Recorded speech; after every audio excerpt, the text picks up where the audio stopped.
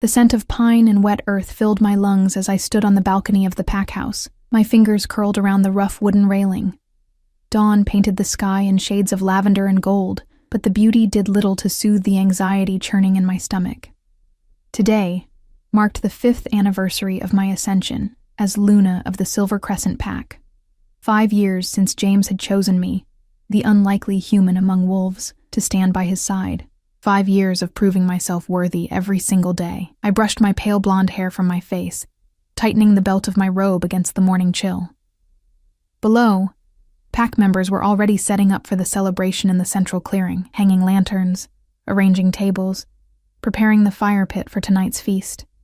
They moved with purpose and joy, their laughter carrying on the breeze. From this distance, I could pretend I truly belonged among them. "You're up early." My sister-in-law Mira appeared beside me, her dark eyes studying my face with the unnerving directness typical of born wolves. "Couldn't sleep again?" I forced a smile. "Just excited for today." She didn't believe me. Wolves could sense lies, but she was kind enough to pretend. The council members arrive at noon. Eleanor is handling the food, but she needs your approval on the seating arrangements. Always tasks, always responsibilities, always the need to prove my competence. "I'll be down in 20 minutes, I promised, my gaze drifting to the silver pendant hanging around my neck, my grandmother's, the only family heirloom I had left.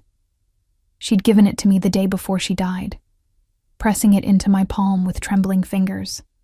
"Remember who you are," she'd whispered. "In a world that will try to make you small, remember that you come from women who refuse to break." Those words had carried me through the darkest moments of the past 5 years, through the whispers, the sideways glances, the thinly veiled challenges to my authority. A human Luna was unprecedented, controversial. Many had predicted I would fail spectacularly, that James would regret choosing heart over tradition. I touched the pendant, drawing strength from its familiar weight. "Has James returned from the border patrol?" Mira's expression shifted, almost imperceptibly. "Not yet." But he radioed in. "They should be back before the ceremony begins." Something in her tone made my heart stutter. "Is everything all right?" "Of course," she answered too quickly. "Why wouldn't it be?" Before I could press further, she turned and disappeared inside, leaving me with the unsettling feeling that something significant was being kept from me. By midday, the pack house buzzed with activity. I moved through the preparations with practiced efficiency, checking guest accommodations, reviewing security measures, greeting early arrivals with the perfect balance of warmth and dignity that I had spent years perfecting. Luna Evelyn. Elder Grayson's weathered voice made me turn. The oldest member of our council stood in the doorway of the great hall, his silver hair gleaming in the sunlight streaming through the windows. "A moment of your time, if you please." I followed him to a quiet corner, noting the concern etched into the lines around his eyes. Of all the council members, Grayson had been the most accepting of my position, perhaps because he remembered a time before the rigid hierarchy and prejudices of modern pack culture. "Is something wrong?" I asked, keeping my voice low. He glanced around before leaning closer. "There are rumors from the Northern Territories. Unrest, challenges to established alphas, the old ways returning." A chill ran down my spine. The old ways referred to a time when alpha positions were won through combat rather than bloodlines or merit, when packs were ruled by brute strength alone. It had been generations since such barbarism had been common practice. "How does this affect us?" I asked, though I already sensed the answer. "James is strong, respected, but he made enemies when he chose." He hesitated. "When he chose me, I finished for him. A human." Grayson nodded, regret in his eyes. "Some see it as weakness, and in these times, perceived weakness invites challenge." I straightened my spine, refusing to let him see how his words shook me. "James is not weak, and neither am I. I know that." His gnarled hand briefly touched my arm, a gesture of solidarity that meant more than he could know. "But be vigilant today. Watch. Listen." As he walked away, I felt the weight of unseen eyes upon me. The hairs on the back of my neck stood on end. That human instinct for danger that had kept my ancestors alive long before they had wolves to protect them. The afternoon stretched endlessly as I waited for James's return. A tight smile fixed on my face as I greeted council members and neighboring pack representatives. Each conversation felt like navigating a field of hidden traps, each pleasantry masking potential threat. "Such a lovely celebration," purred Veronica, Luna of the Eastern Ridge Pack, her amber eyes coldly assessing. "Though I've always found anniversary celebrations rather presumptuous. 5 years is hardly a milestone for our kind, is it?" Her emphasis on our kind wasn't subtle. Wolves lived far longer than humans, a fact that haunted my quietest moments, the knowledge that I would grow old while James remained in his prime. "Every day as Luna is worth honoring," I replied evenly. "As I'm sure you'd agree after 20 years with Alpha Marcus." Her smile tightened at the reminder of her own husband's notorious infidelities. "Indeed. Though I've always believed that what makes a true Luna is her ability to provide the pack with heirs. Such a shame that you and James haven't been so blessed." The barb struck deep. Another failure on my endless list. Though James never mentioned it, I knew how much he wanted children.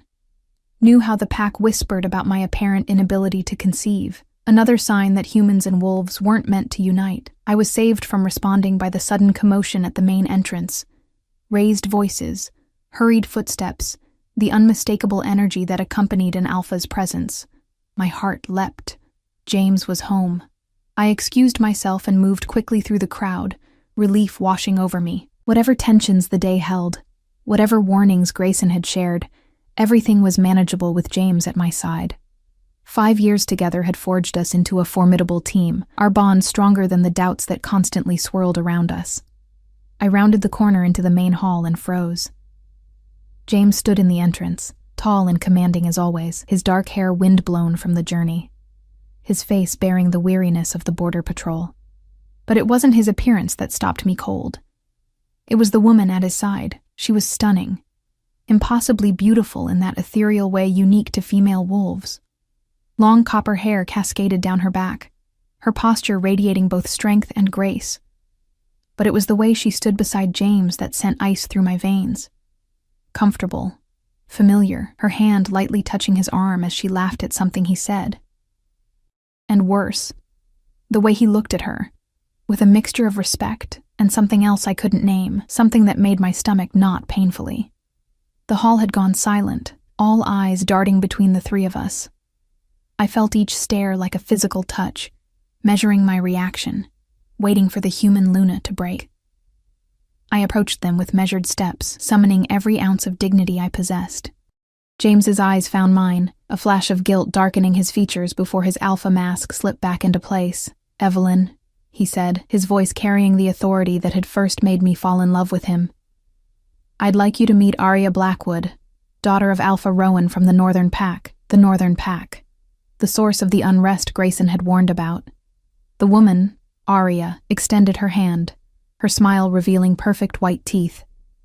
"Luna Evelyn, I've heard so much about you, the human who captured an alpha's heart." Her tone made it sound like I'd performed some clever trick. I took her hand, feeling the inhuman strength beneath her soft skin. "Welcome to Silver Crescent territory, Arya. We don't often receive visitors from the north." "Arya will be staying with us indefinitely," James announced, his eyes challenging anyone to question him. "Her pack has experienced difficulties. We've offered sanctuary. A sacred obligation among wolf packs, one that couldn't be refused without violating ancient laws. Whatever my feelings, whatever the dangerous politics at play, this woman now had a right to our protection." I felt the weight of every gaze in the room, measuring my reaction, waiting for some display of human weakness. Jealousy, fear, insecurity. Instead, I smiled and inclined my head. "Then she is welcome here. I'll have a suite prepared in the East Wing immediately." James looked momentarily surprised by my composure. Good. Let him remember that I hadn't survived 5 years as a human Luna by being predictable or weak. "Actually," Arya said, her voice like honey over steel, "Alpha James has already arranged my accommodations. In the family wing. The family wing. Where only James and I lived, separated from the rest of the pack by tradition and security protocols." My smile didn't falter, though something cold and hard formed in my chest. How thoughtful of my husband, I replied, meeting James's gaze directly. I'm sure we'll have much to discuss later. A muscle twitched in his jaw. He knew that tone well, but now wasn't the time or place for the conversation we needed to have. Not with every influential wolf in 3 territories watching, evaluating, judging. Of course, he said, but first, we should prepare for the ceremony. It's almost sunset. As if on cue, Eleanor approached to inform us that everything was ready in the sacred grove. The moment broke, the hall's occupants returning to their conversations with renewed energy, now fueled by the unexpected drama unfolding before them. Arya's arrival on today of all days couldn't be coincidence. As I turned to lead our guests toward the grove, I caught Grayson watching me, his expression grim. Be vigilant, he had said. Watch. Listen. I touched my grandmother's pendant through the fabric of my dress, feeling its familiar contours against my fingertips. Remember who you are. Remember that you come from women who refuse to break. Tonight, under the light of the rising moon and before the assembled dignitaries of 3 territories, I would stand beside my husband and celebrate 5 years as Luna of Silver Crescent. I would show no weakness, no doubt, no fear. Even as I felt the ground shifting beneath my feet, threatening everything I had built, even as I sensed that Arya Blackwood's arrival marked the beginning of a challenge, I might not survive. The sacred grove stood at the heart of our territory, ancient oak trees forming a natural cathedral around a clearing where generations of pack ceremonies had been performed. As twilight descended, hundreds of lanterns illuminated the space, casting golden light across the faces of pack members and guests who had gathered in concentric circles around the ceremonial fire. I stood beside James at the edge of the clearing, watching as the beta and his team completed the final preparations. Though barely a foot of space separated us, it might as well have been miles. Since Arya's arrival, James had been carefully avoiding direct conversation with me, surrounding himself with council members and visiting dignitaries whose protocol questions required the Alpha's immediate attention. This isn't how I imagined today would unfold, I finally said softly, my eyes fixed ahead on the gathering rather than on his face, his shoulders tensed. Evelyn. You could have warned me, I continued, keeping my voice steady despite the hurt constricting my chest. A message, a call. Anything would have been better than being blindsided in front of everyone. There wasn't time. His voice dropped to a near whisper, aware as I was of the enhanced hearing of those around us. The situation developed quickly. Rowan's pack was attacked 3 days ago. Arya barely escaped with her life. I processed this new information, feeling a twinge of guilt for my earlier resentment. Attacked by whom? Rogue Alphas. The same ones stirring unrest in the other northern territories. His jaw tightened.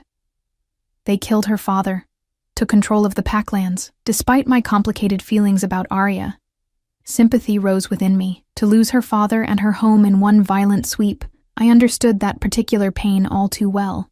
You still could have... Alpha James.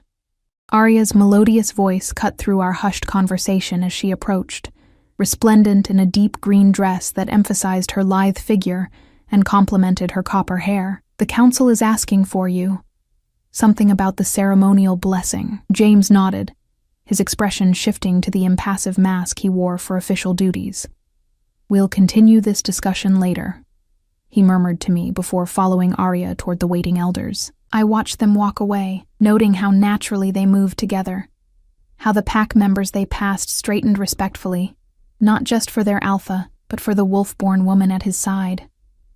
A woman who understood their ways instinctively, who shared their strength and longevity, who could give James the airs I apparently could not.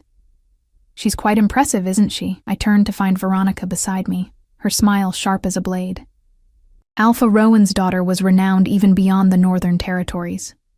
A fighter, a strategist, and of course a pure-blooded wolf from one of the oldest lineages. How fortunate that she found sanctuary with us then, I replied evenly. Veronica's smile widened, indeed. Though I wonder... She leaned closer, her voice dropping conspiratorially. Did you know she and James were betrothed once?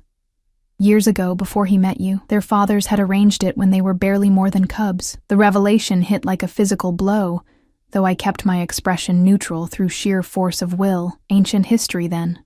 Perhaps. Veronica shrugged elegantly. Or perhaps fate has a way of reasserting itself. The old wolves believe some bonds can't be denied forever. Before I could respond, the ceremonial horns sounded, calling everyone to attention. I moved to my position beside the central fire, where James already waited. As Luna, I was expected to light the ceremonial flame that would burn throughout the night's festivities, a symbol of the warmth and protection the alpha pair provided to their pack. I felt hundreds of eyes upon me as I took the ceremonial torch from Elder Grayson. The weight of expectation pressed down like a physical thing. 5 years ago, many had watched this same ceremony with skepticism, certain the human Luna would falter. Today, they watched with new curiosity, wondering how I would respond to the beautiful wolf now standing in the inner circle, positioned prominently among the pack's highest-ranking members. James's eyes met mine across the flames as I raised the torch. For a moment, I glimpsed something vulnerable in his gaze. A plea for understanding, perhaps, or regret for the public nature of this complicated situation. Then his alpha mask returned, and he nodded for me to proceed. I touched the torch to the prepared kindling, speaking the traditional words that had been passed down through generations of Lunas. With this flame, we honor the bonds that unite us. With this light, we promise protection to all who seek shelter within our territory. With this fire, we renew our commitment to the strength and prosperity of Silver Crescent. The flames caught and rose, golden light spreading across the faces of those gathered. As was tradition, James stepped forward to join me, placing his hand over mine on the torch before we set it in its holder together, a symbol of our united leadership. His touch was warm and familiar, his fingers curling around mine with the same strength that had once made me feel safer than I'd ever felt in my life. For a heartbeat, it was just us again, the Alpha and his chosen Luna, bound by choice rather than tradition or obligation. Then the moment passed, and the ceremonial feast began. Hours later, the celebration was in full swing. After the formal rituals concluded, the gathering had evolved into something more relaxed. Music played, pack members danced, and the visiting dignitaries mingled more freely, loosened by good food and flowing wine. I had done my duty, moving among our guests with practiced grace, engaging in diplomatic conversations while carefully avoiding any mention of the Northern Pack's fall or Arya's unexpected arrival. My cheeks ached from maintaining my composed smile, and a dull headache had taken root behind my eyes. Finding a moment of respite, I slipped away from the main clearing, following a familiar path that led to a small stream at the grove's edge. The sounds of the celebration faded slightly, replaced by the gentle burble of water over stones. I closed my eyes, breathing deeply of the night air, allowing myself a moment of vulnerability now that I was alone. It's overwhelming, isn't it? All those wolves in one place. I startled, turning to find Arya standing a few feet away, her figure silvered by moonlight filtering through the branches above. She moved with preternatural grace, approaching to stand beside me at the stream's edge. I needed a moment of quiet, I said, neither confirming nor denying her observation. As did I. She bent to trail her fingers through the clear water. Though I imagine it's different for you. Humans process sensory input differently than we do. There it was again. The subtle reminder of my otherness, my lesser status in the hierarchy that governed wolf society. James didn't tell me about your betrothal, I said, deciding to abandon pretense. If she had sought me out, perhaps directness would serve better than polite evasion. Arya's eyebrows rose slightly. Then she laughed, a melodic sound that carried on the night breeze. Veronica told you, I presume? That woman has nursed a grudge against my family for decades. She straightened, meeting my gaze directly. Yes, our fathers arranged a match when we were young. It's an old tradition in the Northern Packs, aligning powerful bloodlines. But it was dissolved years ago, by mutual agreement. Before or after James met me? I asked quietly. Something flickered in her amber eyes. Before. James and I grew up together. Trained together. We care for each other deeply, but not in the way our fathers had hoped. She paused. He chose you, Luna Evelyn. Whatever else you may believe, know that James chose you when he could have had any wolf-born female in 3 territories. I wanted to believe her. The sincerity in her voice seemed genuine. And yet, Why did you come here, Arya? There are a dozen packs that could have offered you sanctuary. Her expression darkened. The rogues who killed my father aren't simply power-hungry wolves seeking territory. They're organized, strategic, and they're targeting packs with specific bloodlines, mine and James's. What do you mean? There's an old prophecy. She stopped suddenly, her head turning sharply toward the trees. Someone's coming. A moment later, I heard it too. Footsteps approaching along the path. Mira appeared, her expression troubled as her gaze moved between Arya and me. Luna Evelyn, you're needed at the main fire. The council wishes to present their anniversary gift to you and the Alpha. I nodded, grateful for the interruption, yet frustrated by the unanswered questions Arya's words had raised. As we walked back toward the celebration, I felt the weight of her revelation pressing against my thoughts. A prophecy. Targeted bloodlines.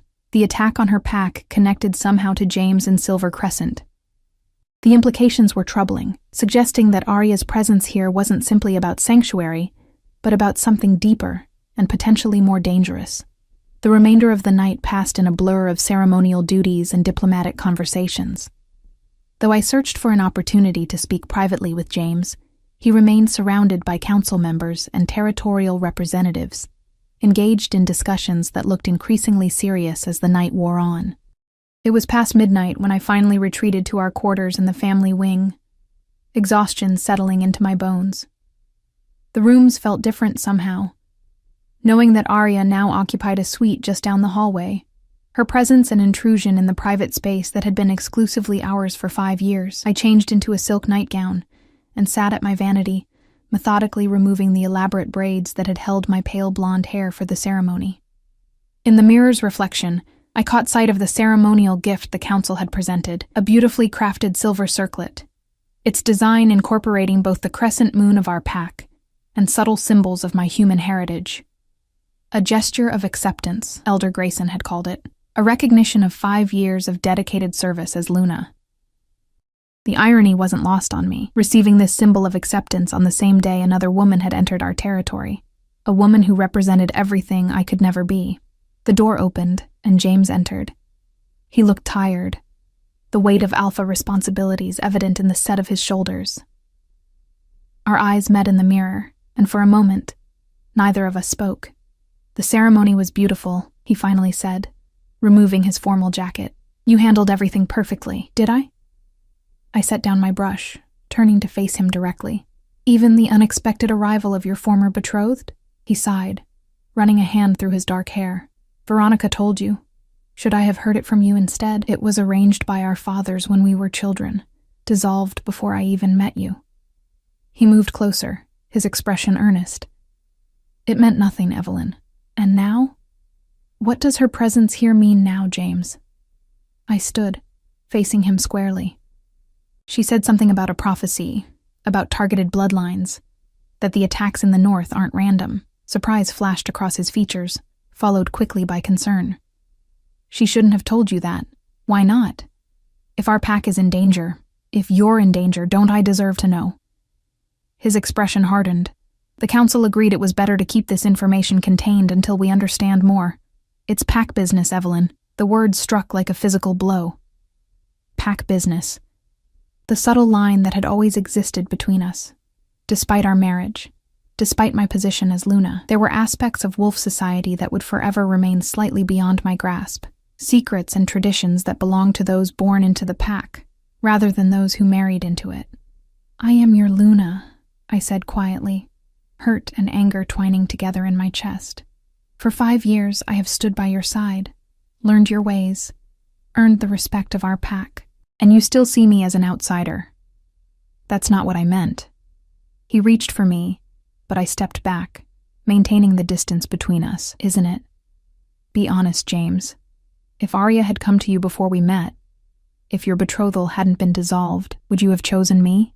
The human girl with no pack, no status, nothing to offer but herself? Pain flashed across his face. I chose you because I love you, because from the moment we met, nothing else mattered. And now? Do I still matter more than pack politics? More than ancient prophecies? More than the pull of your own kind? He moved suddenly, crossing the space between us and taking my face in his hands. You are my mate, Evelyn, my chosen Luna. Nothing and no one changes that. His intensity should have reassured me. But something in his eyes, a shadow, a hesitation, only deepened my unease. There was more he wasn't telling me. More than just concern about northern rogues or ancient prophecies. Then promise me something, I whispered, my hands coming up to cover his. Promise me there will be no more secrets between us. Not about Arya, not about the threats to our pack, not about anything. The heartbeat of hesitation before he answered told me everything. I promise to protect you, he said instead. With everything I am, I will keep you safe. It wasn't the promise I had asked for. As he pulled me into his embrace, his wolf-warm body familiar and comforting despite my doubts, I knew with sudden clarity that the challenge I faced wasn't just about maintaining my position as Luna. It was about uncovering truths that had been hidden from me. Truths that might determine not just my future, but the survival of everyone I had come to love. Morning arrived with disorienting brightness, sunlight streaming through windows whose curtains I had forgotten to close. I reached across the bed, finding only cool sheets where James should have been. He had risen before dawn, as was his habit, but this morning his absence felt more significant, another small distance growing between us.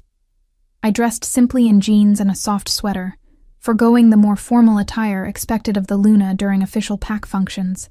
Today, at least, I could claim the right to privacy, to exist as simply Evelyn, rather than the ceremonial figurehead I had become. The family wing was quiet as I made my way to the kitchen, hoping to find coffee and solitude before facing whatever challenges this day would bring. Instead, I found Arya seated at the island counter, a steaming mug between her hands and a tablet propped before her.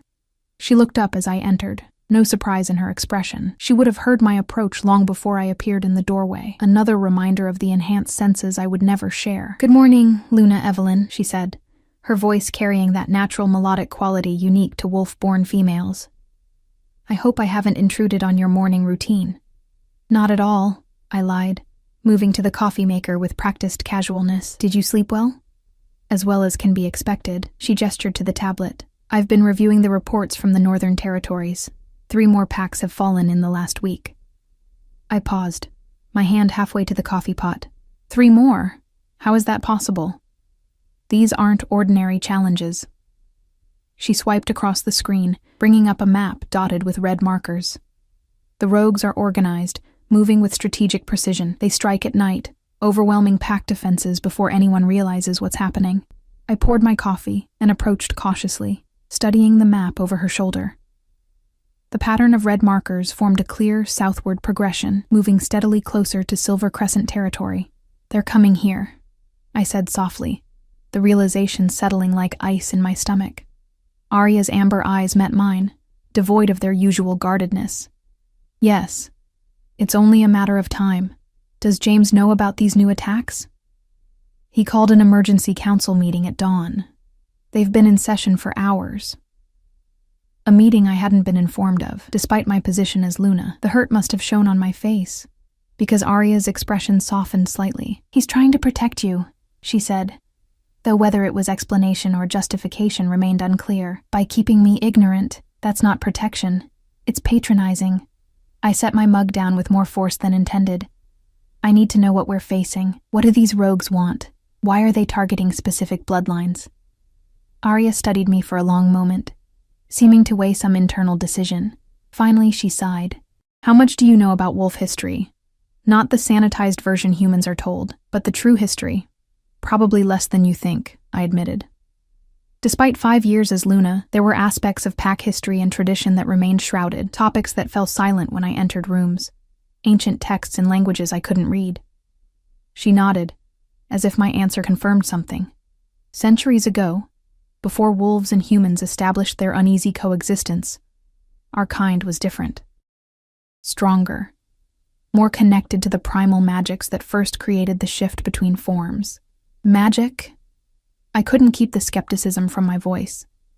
In all my time with the pack, I'd never heard wolves speak of magic, only instinct, tradition, and the biological realities of their dual nature. Your human historians called it magic because they couldn't understand it, she explained patiently. but it was simply a deeper connection to the natural world, an ability to channel energies that humans had long since lost touch with.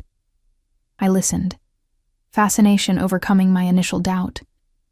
What happened to these abilities? They faded as wolves began to live alongside humans, adopting your ways, your governance structures. The old powers became concentrated in fewer and fewer bloodlines, until only a handful remained that could access the deepest abilities.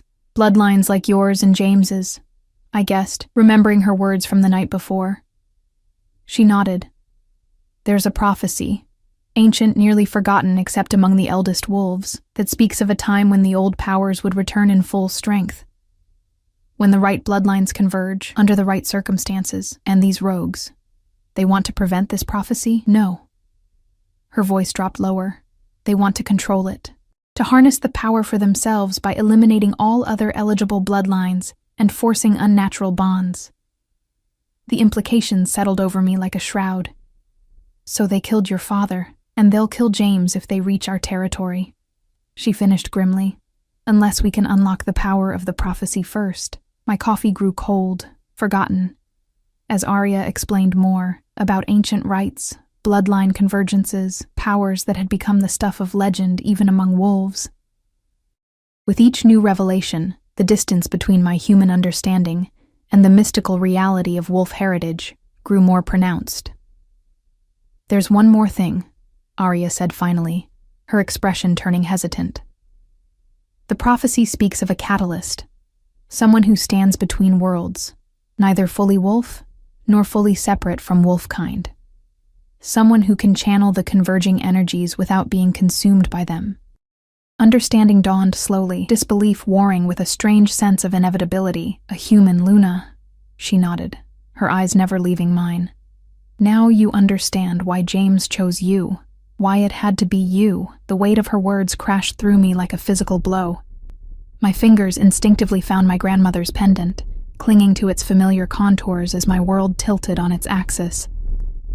You're saying... My voice emerged as barely more than a whisper. You're saying James married me because of a prophecy?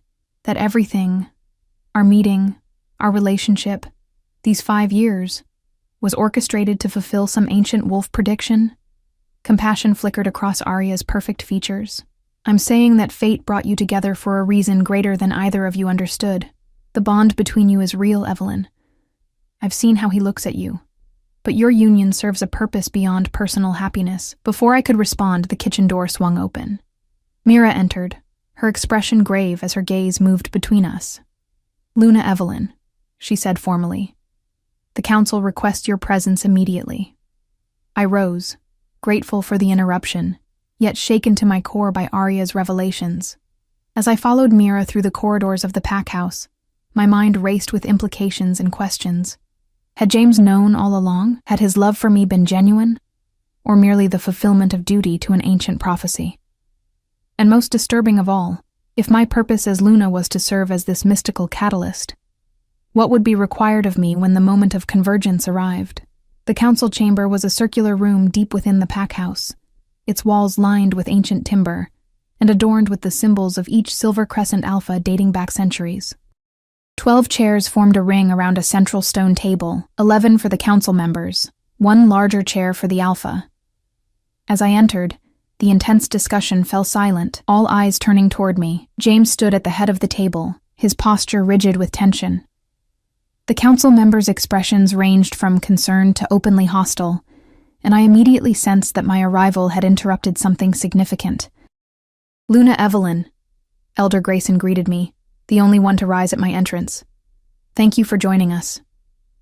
I wasn't aware there was a meeting, I said, unable to keep the edge from my voice as I looked directly at James.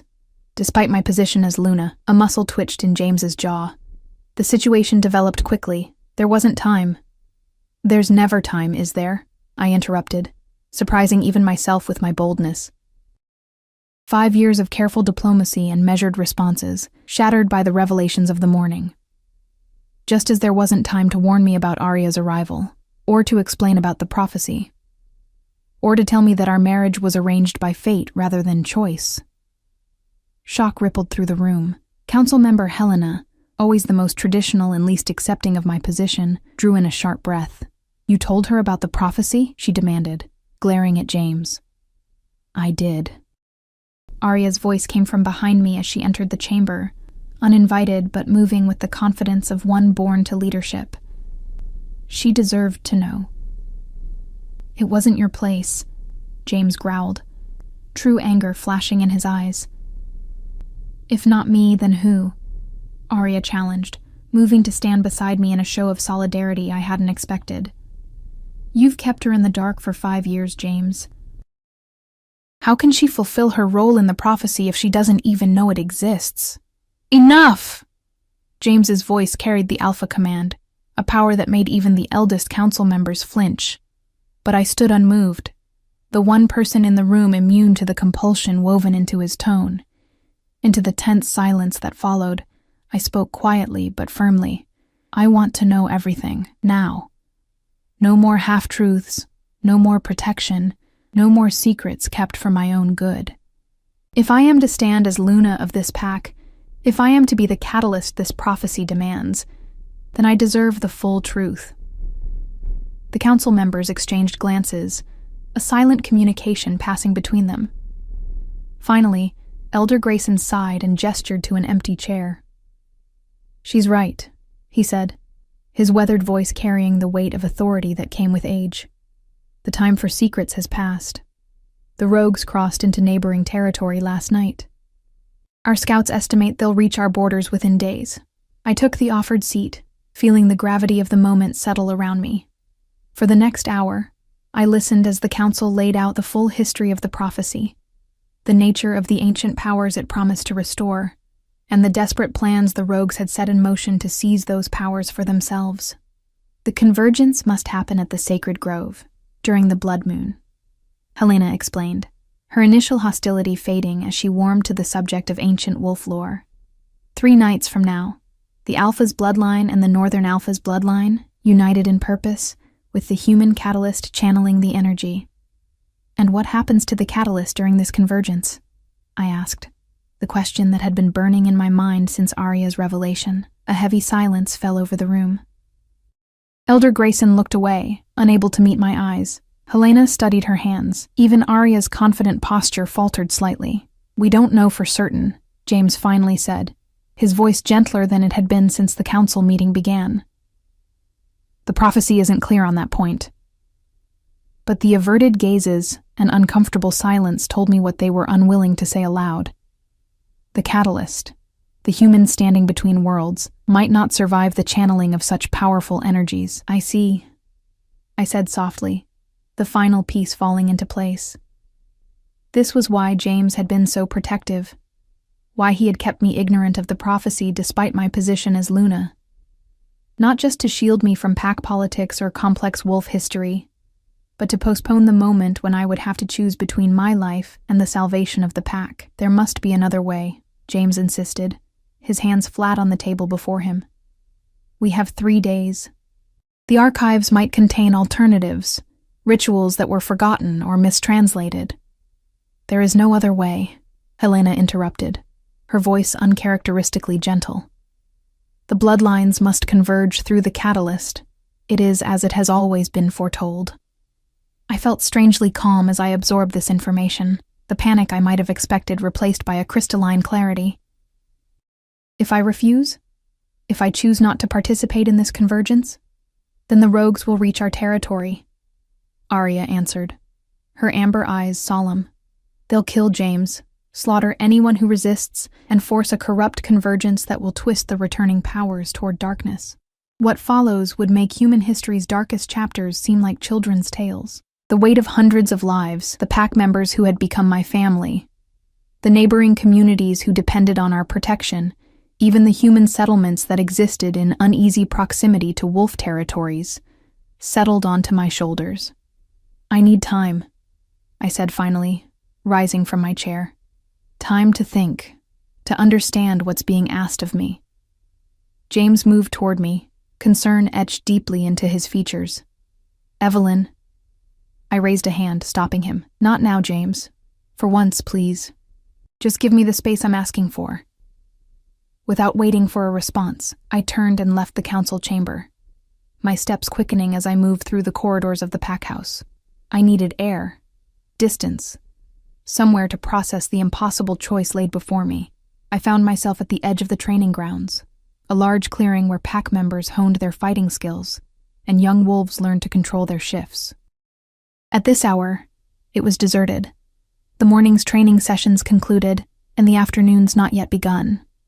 I sank onto a bench, my legs suddenly unable to support me, as the full implications of the morning's revelations crashed through me. My entire relationship with James, my position as Luna, my acceptance by the pack, all of it built around a prophecy I hadn't known existed.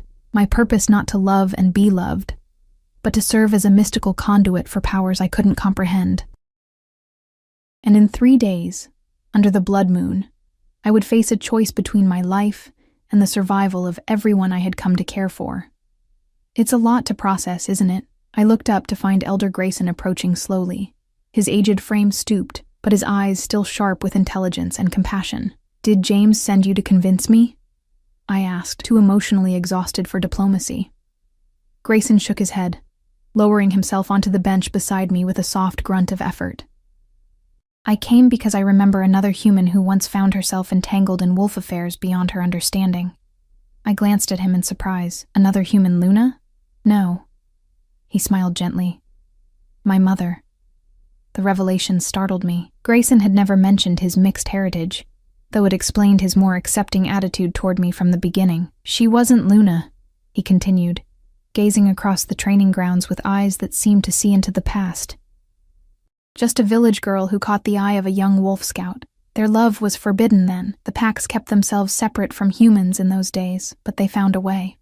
"What happened to her?" I asked softly. "She lived a full life, loved deeply, and died as all humans do, sooner than her wolfmate would have wished. But having changed his world irrevocably." He turned to me, his weathered hand covering mine. "Whatever you decide, Luna Evelyn, know that you have already changed us.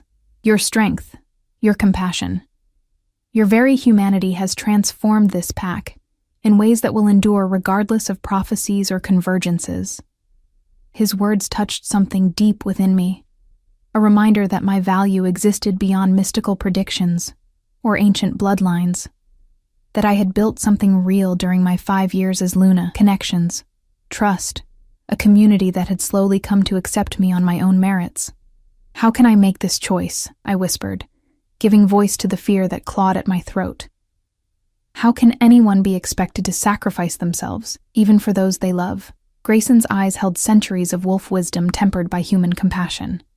"The prophecy speaks of a catalyst, because transformation requires change, Evelyn. But change doesn't always mean destruction. Sometimes it means becoming something new, something that wasn't possible before." As he rose and left me to my thoughts, his words echoed in my mind. Becoming something new, a transformation rather than an ending. I touched my grandmother's pendant, tracing its familiar pattern with my fingertips. "Remember who you are. Remember that you come from women who refuse to break." Perhaps the true test wasn't whether I would sacrifice myself for the pack, but whether I could find a way to transform the choice itself, to forge a path that honored both my human heritage and the wolf community I had come to call my own. 3 days until the blood moon, 3 days to uncover secrets long buried in wolf history, to understand the true nature of the convergence, to find strength I hadn't known I possessed. 3 days to decide whether I would remain the perfect Luna everyone thought I was, or become something entirely new. The ancient archives beneath the pack house had existed since the first Alpha established Silver Crescent territory centuries ago. Row upon row of leather-bound volumes filled the cavernous space, their pages containing the accumulated knowledge of generations of wolves. Texts in languages I couldn't read, symbols whose meanings had been lost to all but the oldest pack members, records of rituals and ceremonies long abandoned in the modern age.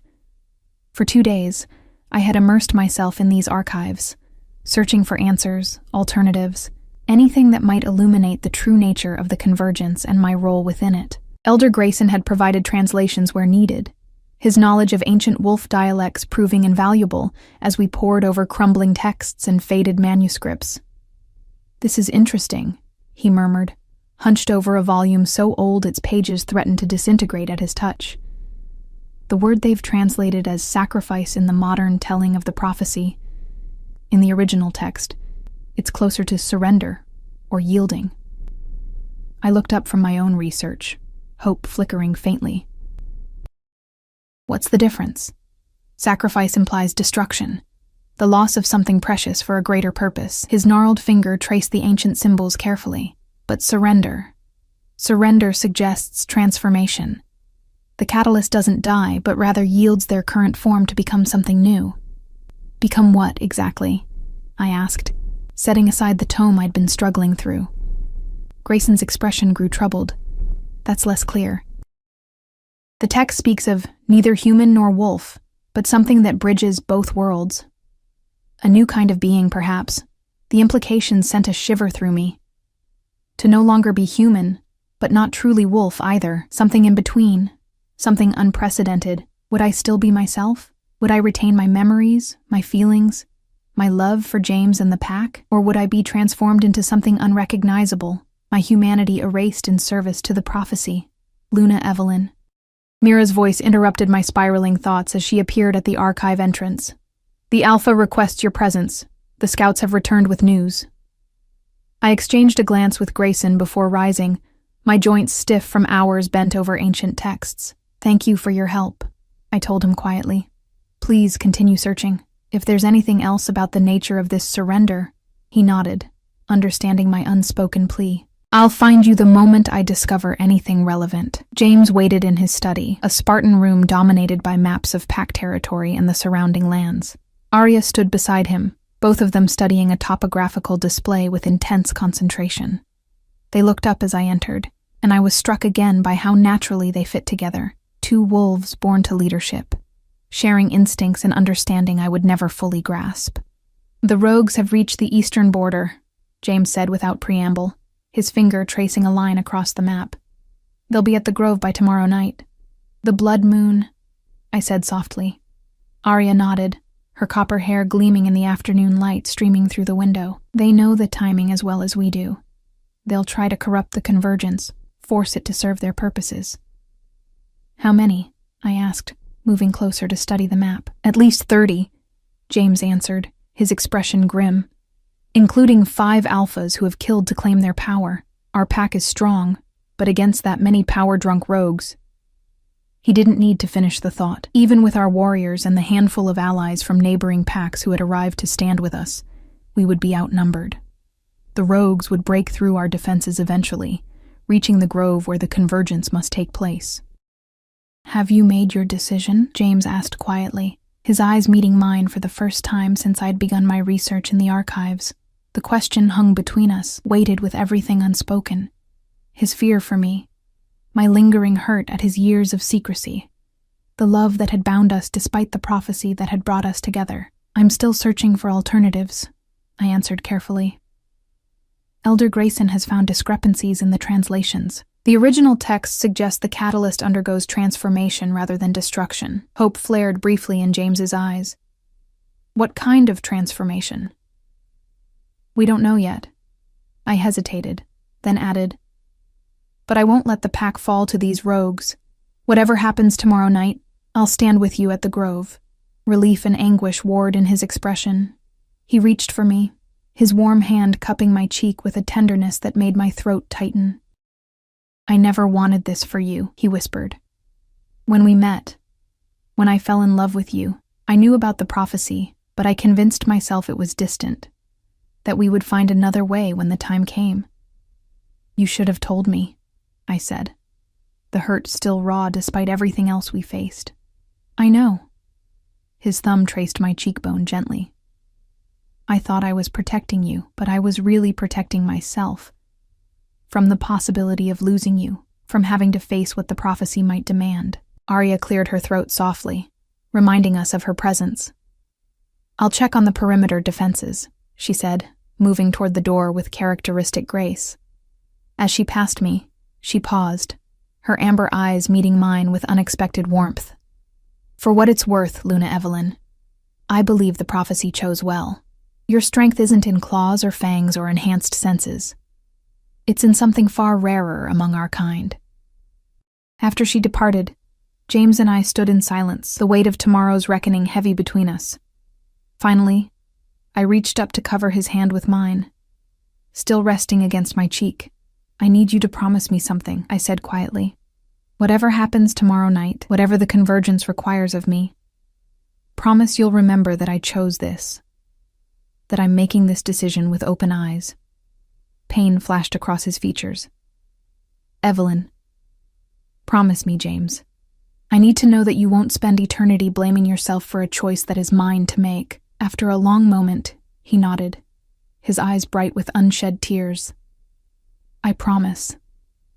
I rose on tiptoe to press my lips to his, a kiss that carried all the emotion words couldn't express, love and fear and determination, regret for secrets kept, and hope for a future neither of us could clearly envision. "Now," I said, drawing back and squaring my shoulders, "let's prepare for tomorrow. I want to know every detail of the convergence ritual, every step we need to take, every contingency if the rogues break through our defenses." For the remainder of the day and long into the night, we strategized alongside the council members and pack warriors. Battle plans were made, evacuation routes established for the youngest and most vulnerable pack members, defensive positions assigned around the grove where the convergence would take place. Through it all, I felt a strange calm settling over me. Not resignation, but a clarity of purpose I hadn't expected. Whatever awaited me under tomorrow's blood moon, I would face it as Luna of Silver Crescent, as James's chosen mate, as the woman my grandmother had raised me to be. Remember who you are. Remember that you come from women who refuse to break. The blood moon rose like a crimson eye above the sacred grove, bathing the ancient oaks in eerie light that transformed familiar shadows into grotesque shapes. I stood at the center of the clearing, dressed in ceremonial white, my pale blonde hair loose around my shoulders as tradition demanded. James and Arya flanked me, both clad in the ritual garb of their respective bloodlines. James in midnight blue embroidered with silver, Arya in forest green adorned with copper symbols that matched her hair. Around us, a protective ring of pack warriors maintained vigilant watch, prepared for the rogues' attack that our scouts assured us was imminent. "It's time," Elder Grayson said softly, approaching with a silver bowl containing a liquid that gleamed with unnatural luminescence in the moonlight. "The convergence must begin before the moon reaches its zenith." I nodded, my fingers instinctively finding my grandmother's pendant, my talisman, my connection to the human heritage I might soon surrender. The ritual began with ancient words spoken in a language I couldn't understand, Grayson's voice rising and falling in cadences that seemed to resonate with the very earth beneath our feet. James and Arya moved to stand on either side of the central fire pit, their hands extending toward the flames that had not yet been lit. As Luna, it was my duty to ignite the sacred fire, just as I had during the anniversary celebration that now seemed a lifetime ago. But this time, as I raised the ceremonial torch, I felt something different. A stirring in the air around us, a heightening of awareness that transcended ordinary perception. With this flame, I spoke, my voice steady despite the weight of the moment. "I honor the bonds that unite us. With this light, I promise protection to all who seek shelter within our territory. With this fire," I hesitated, the traditional words suddenly inadequate for what we faced. In their place, I found new words rising from some deeper place within me. "With this fire, I stand between worlds, neither fully of one nor fully of the other, but bridging both with love and purpose. I surrender what must be transformed. I yield what must be changed.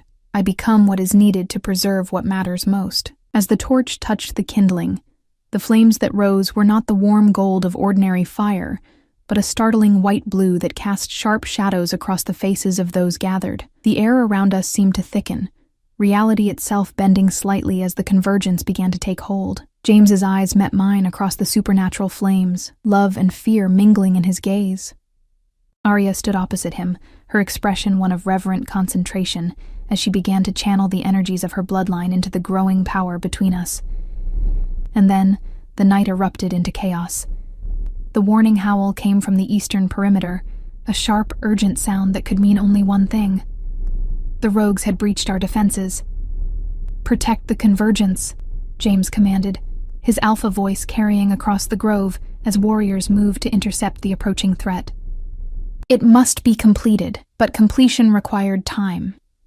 Time for the energies to build, for the bloodlines to fully merge through the catalyst, for the transformation to take hold.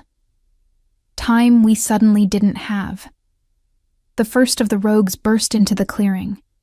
Massive wolves with battle-scarred hides and eyes that gleamed with unnatural hunger. Behind them came others in human form, carrying weapons edged with silver and mountain ash, substances deadly to wolfkind. Our warriors met them with ferocious determination, the night filling with snarls and the sounds of combat. But I could see immediately that we were outnumbered, that the rogues would eventually break through to the convergent circle. "Keep channeling!" Grayson shouted above the chaos, his aged hands trembling as he continued the ritual incantations. "The energies are building." I felt it, a pressure growing inside me, as if my human form could barely contain the power being funneled through the bonds connecting me to James and Arya. My skin prickled with sensation, my vision blurring at the edges as reality seemed to shimmer around me. Through the haze, I saw a massive black wolf, one of the rogue alphas, break through our defensive line, charging directly toward James with murderous intent. Without conscious thought, I moved, placing myself between James and the attacking wolf. "Evelyn, no," James's voice cracked with terror as the rogue alpha leapt, jaws gaping wide to tear out my throat. Time seemed to slow. In that suspended moment, everything became crystal clear. My purpose, my choice, my transformation. Not sacrifice, but surrender. Not ending, but becoming. I raised my hands, palms outward, toward the attacking wolf. And from somewhere deep within me, from that place where the convergence energies had been building, power erupted outward in a blinding flash of white-blue light. The rogue alpha was thrown backward, his massive body crashing into the trees at the edge of the clearing. Around us, the battle froze, all eyes turning toward the center of the grove where I stood, my body now limned in the same supernatural light that burned in the ritual fire. "The catalyst," Arya whispered, awe in her voice. "It's happening." The pressure within me built to an unbearable crescendo, and I knew the moment of transformation had arrived. I met James's gaze one last time, pouring all my love and determination into that look. "Remember your promise," I whispered. Then I surrendered, not to destruction, but to transformation. I yielded my human limitations, allowed the converging bloodline energies to reshape what I was into what I needed to become. Light exploded outward from the center of the grove, temporarily blinding everyone present. When vision returned, where I had stood was something new, neither human nor wolf, but a being of radiant energy in human form. My pale blonde hair floating around me as if underwater, my eyes shining with the same white-blue light as the ritual fire. "What is she?" one of the rogues gasped, fear replacing the bloodlust that had driven them. "The prophecy fulfilled," Grayson answered, his voice carrying across the suddenly silent clearing. "The bridge between worlds, the balance keeper." I felt the power flowing through me, around me, an extension of my will rather than a force to be contained. With it came understanding of the ancient magics that had created wolfkind, of the balance that had been lost when wolves and humans separated their societies, of the purpose the convergence was meant to serve. Not dominance of one kind over another, but harmony between both. I turned toward the rogue alphas, who now huddled together at the edge of the clearing, their attack forgotten in the face of something they hadn't anticipated. "You sought to corrupt the convergence," I said, my voice resonating with harmonics that hadn't been present before. "To use its power for dominance and destruction. But that was never its purpose." I moved toward them, each step leaving shimmering traces in the air behind me. The rogues backed away, their expressions shifting from aggression to uncertainty to fear. "The ancient powers are returning," I continued, feeling the truth of the words as I spoke them. "Not to restore what was, but to create what should be. A new balance between human and wolf. a bridge between worlds that have been separate for too long. The largest of the rogue alphas snarled, defiance overcoming his fear. We won't bow to some human witch. I am not merely human anymore, I answered calmly.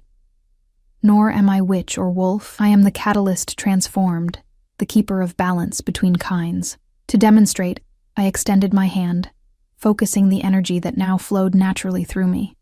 The earth beneath the rogue alpha's feet responded, roots erupting upward to entangle his legs, holding him in place despite his struggles. You have a choice, I told him and his followers. Abandon your quest for domination and return to the natural order of pack life, or face the consequences of standing against the balance. For a tense moment, the outcome hung in the balance. Then, one by one, the rogues lowered their eyes, tilting their heads to expose vulnerable throats in the universal wolf gesture of submission. All except their leader, who continued to struggle against his earthen bonds, hatred burning in his eyes. You can't control us forever, he spat. Whatever you've become, you're still just one against many. I smiled, feeling the connections that now bound me not just to James and Arya, but to every member of our pack, and beyond them, to the land itself, to the ancient magics that had first given wolves their dual nature. I don't need to control, I said softly, only to guide, only to remind both humans and wolves of what we can be together rather than apart. With a gesture, I released him from the entangling roots. Go. Tell the other rogues what you've witnessed here. Tell them the time of division is ending, and a new era is beginning. As the rogues retreated, melting into the forest beyond the grove, I turned back to face James and the gathered pack members. Uncertainty filled their expressions. Wonder and fear mingled together as they regarded what their Luna had become. James approached slowly, his eyes never leaving mine. Evelyn, he whispered, hope and dread warring in his voice. Are you still... you? I reached out, my luminescent fingers brushing his cheek with the same tenderness I had always felt for him. I am still me, I assured him, my voice carrying those strange new harmonics, but still recognizably mine. Changed, but not lost. Transformed, but not destroyed. Relief broke across his features like dawn after the longest night.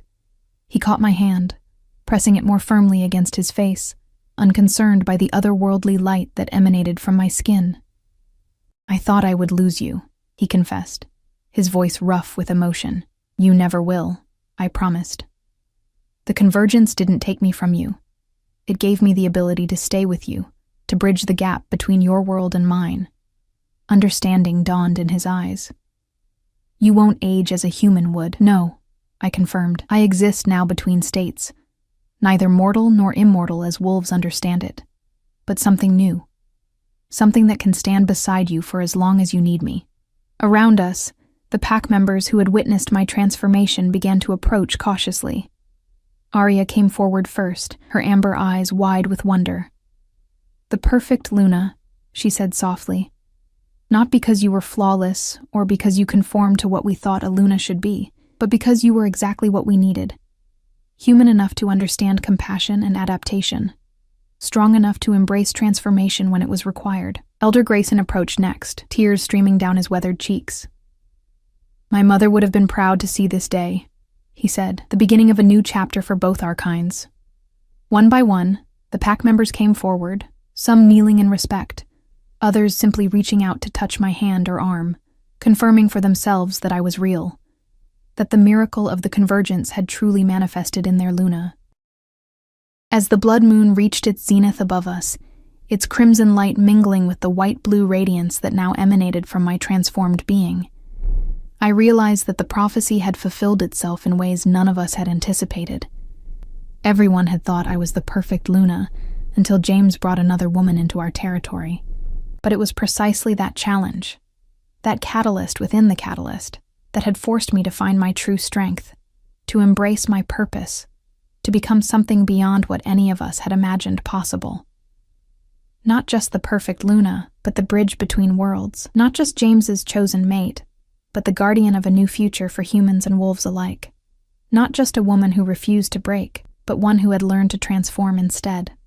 As James's fingers entwined with mine, I I smiled, the same smile I had given him the day we met, now illuminated by the light of what I had become. "What happens now?" he asked softly. I gazed out at the sacred grove, at the pack that had become my family, at the future unfolding before us like a path illuminated by dawn. "Now," I answered, "we begin."